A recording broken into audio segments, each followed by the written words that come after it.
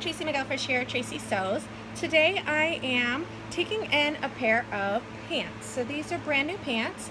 They're size 18, but what the deal is that you might need an 18 everywhere else, and then your waist might be a 14, and they only need to be taken in just a little bit, an inch or under. So generally, we would come in right here in the back center for dress slacks, and we would take out the labels, we'd take out all the stitching, we'd take off the loop, and then we would take it in whatever we needed, and then we would put everything back together again, which is a lot of work. But since this is only an inch, really, I can just make darts. So the pants come with some darts already in them, right here and right here. And this did not extend. Let me show you what it looked like originally. So originally, this is what the dart looked like. It just came up to the waistband, and that was it. So I have pinned it up and taken it all the way up the waistband, and it just makes a little tiny dart right here, and then it bleeds right back into the other dart, so it's barely noticeable. So how do I get that to line up perfectly and not have it over here and then back in here and all crooked? So there's a little trick that I do. I take some pins and I poke them right in where that seam is so that they come out on the other side.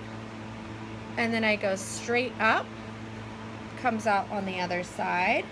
And then one more where I want to finish the dart at. Where do I want it to go? Right in to the other side.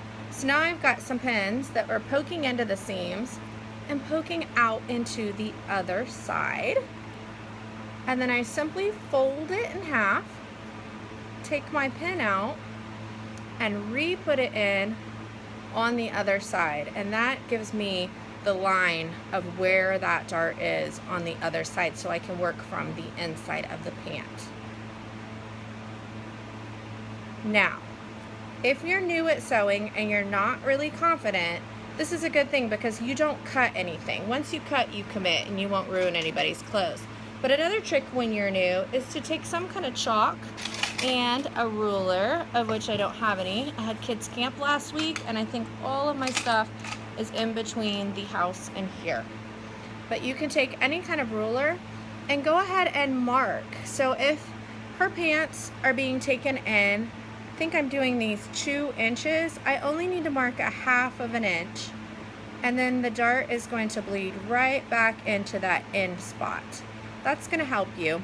So the reason why, if it's 2 inches, there's 2 darts, there's a 1/2 inch on this side, 1/2 inch on this side, that's 1 inch. And then when I come over to the other side, a 1/2 inch and a 1/2 inch, that's another inch, which makes 2 inches. So if you're not sure, go ahead and base stitch it.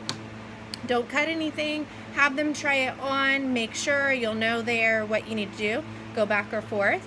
And now I've got my little line, and I'm simply going to back stitch, and so right to the end, and I'm going to go over off the side there. And when I'm finished, it should look just like this finished one, nice and clean. I don't charge nearly as much for this because I haven't done a whole lot of work. They only take a few minutes. And then if they gain weight or anything, you can always go back and take it out because you've cut nothing. So this is a great trick. So that's it. Tracy, Alterations 101, taking in your pants really easily. I live in Dayton, Ohio. If you need anything sewn, I have a studio at Rosewood Art Center. I also teach classes. I have big group classes. I do just a couple of private lessons a week, so you have to get in with me right away if you want a private lesson. And that's about it. Thanks. Bye. Have a great day.